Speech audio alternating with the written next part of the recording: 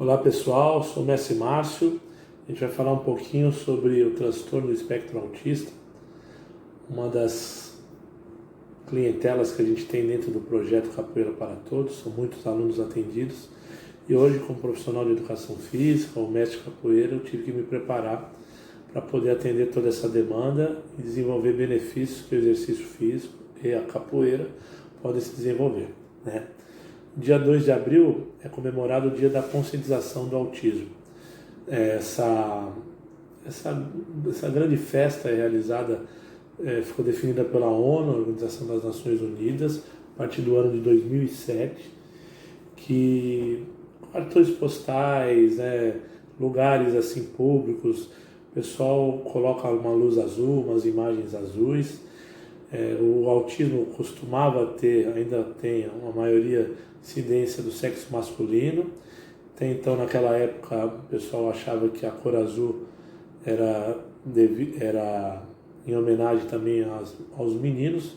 Sabe que essa coisa de cor é polêmica, né? Mas no caso do autismo em si, hoje ela associa várias síndromes. Por isso, a gente fala do transtorno do espectro, que são várias características diferenciadas, né? A gente sabe que ele se manifesta de várias formas e quanto antes puder ser diagnosticado, melhor, para a gente poder compreender. Muitas vezes os médicos vão diagnosticar com outros nomes, a gente, desde quadros mais leves como a síndrome Asperger também, que por mais que não há o comprometimento da fala e a inteligência, mas a gente sabe que às vezes o comportamental difere de um outro indivíduo. Já na adolescência, na vida adulta, as manifestações dependem mais como as pessoas conseguem aprender as regras sociais, porque o autista é muito metódico, ele trabalha muito com regras, né, com segmentos, ele aprende pelo um processo de ensino-aprendizagem, assim, com regras, né? Muitas vezes tem até TOC, transtorno obsessivo compulsivo, né? Muitos estudos eles lembram dinâmicas familiares problemáticas, condições de ordens psicológicas alteradas, né? Essa hipótese foi crescendo cada vez mais depois de alguns estudos que foram aplicados aí, por exemplo, no ano de 2019, até recente, que determinações de casos estimados mais ou menos 97 ou 99%, se eu não me engano, sendo a maioria, por exemplo, 80% desses hereditário ou ligado a mais de 900 genes. Por exemplo, a idade paterna avançada, o uso de ácido valpórico na gravidez, né, uma infecção exógena, parece que alguns estudos já estão detectando alguns sinais. Mas a gente sabe que a partir de 1 ano e meio são encontrados alguns sinais nas crianças que a gente pode encontrar.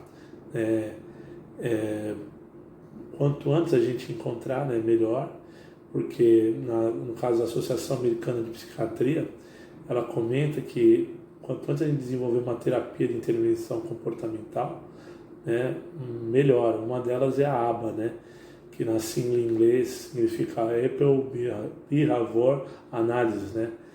Em português, a análise aplicada ao comportamento. Então, algumas características, por exemplo, que a gente vai detectar: a ausência completa de qualquer contato interpessoal, incapacidade de aprender a falar, incidência de movimentos estereotipados, né? Então, muitas vezes eles vão se comunicar de outras maneiras, às vezes não tem a fala, às vezes a gente vai ter, por exemplo, uma organização de gestos, de movimentos repetitivos compulsivos, ou até de outras maneiras que eles vão encontrar um mecanismo para demonstrar algum tipo de comunicação. Muitas vezes o indivíduo vai ser voltado para si, não estabelece contato visual, né, a pessoas nem o ambiente, consegue falar, mas não usa a fala como comunicação, usa mais uma recolaria, uma repetição de últimas frases, né, e usa às vezes fora do contexto. Seu domínio da linguagem ou a inteligência normal até superior pode acontecer, que é o caso da síndrome de Asperger. No projeto a gente tem uma gama de alunos assim, caso mais específico, Luiz Patrick, e muitos levam uma vida normal porque conseguem com esses talentos terem uma autoestima e serem valorizados na sociedade.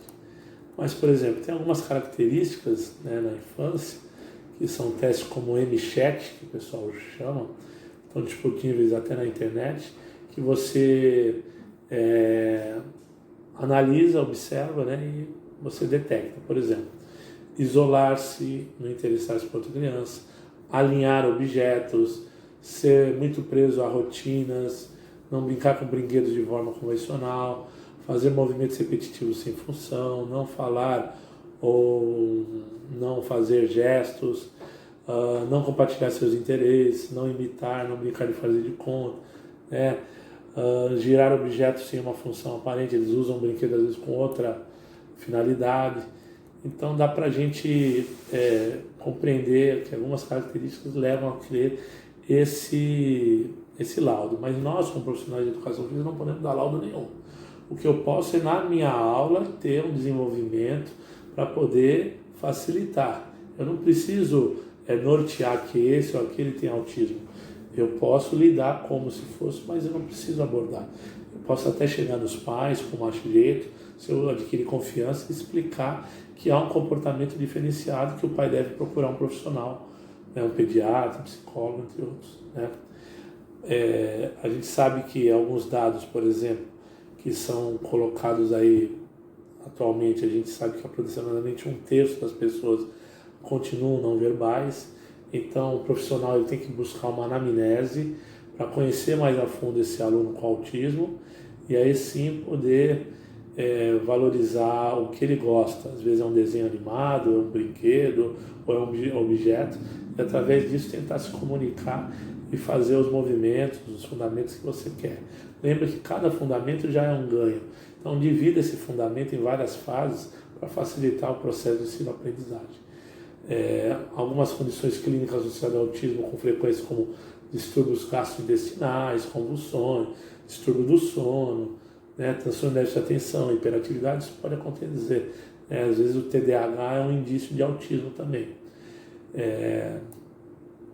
Por exemplo, no Brasil, a gente tem a Lei Berenice Pina, que é a Lei 12.764, de 2012, que criou uma política nacional para proteger essas pessoas, né? E garante o direito aos autistas que equipara as pessoas com deficiência. Então, tem que ter aquele símbolo do laço, né, nos lugares aí. Então, são vários avanços que estão acontecendo, a educação física não pode ficar de lado e a gente tem que procurar o máximo possível atender. Muitas vezes você vai ter que deixar um pouco sua turma, uma atividade já gerenciada, que você já está acostumado, e dar uma atenção, correr, fazer alguns movimentos. O sentido vestibular deles é importante você desenvolver giros, saltos. Às vezes o ritmo tem muita tendência à percussão. Então, são várias pesquisas que hoje colaboram com esse trabalho. Por exemplo, mais de 2 milhões de pessoas de diferentes países, a gente sabe que é genética. Então, por exemplo, se a gente conversar com os pais, a gente vai ver que descende muito. E os pais vão ter muitas informações de como lidar, como organizar algumas atividades, como chantagear pedagogicamente. Então, é mais ou menos por aí. Eu acho que o exercício é fundamental. Lembrar que o cérebro do autista é diferente do nosso cérebro. São várias sinapses ao mesmo tempo. Vão ter situações pela hipersensibilidade que vai causar um pouco de crise, como às vezes tem gente que tem dificuldade na iluminação, ou no ruído, ou na sensibilidade tátil, ou no paladar. Então, você compreender isso através de uma anamnese e tentar relacionar isso com a sua aula é muito importante. Mas o principal é achar a chave que motiva. Às vezes é uma música, às vezes é um movimento, um desenho, uma imitação, uma novela, um filme, um objeto que eles possam gostar e você trabalhar com esse objeto, com essa chave dentro da tua aula. Obrigado, gente. Espero que tenham gostado. Participem dos nossos canais de comunicação. Abraço.